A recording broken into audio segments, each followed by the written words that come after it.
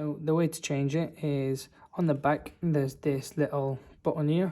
You press it down and then pull on this. That comes out. With this key fob here, you just kind of push into this corner here. I don't know if you can see it. There's that clip. Or you can use your nail or something sharp, whatever you want to do. Anyway, I will use this, push against it, and as you can see, it pops off straight away. There it is. That's the back of it. And using the back, I use the sharp end of it here.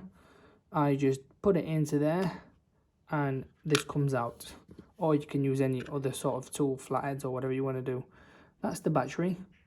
You just pop everything back in this way round, put it in, pop that in, and then just push this in and it should click back in unless something's not right. There you go. So it's gone back in and you just put the key back in. There you are. Job's a good one.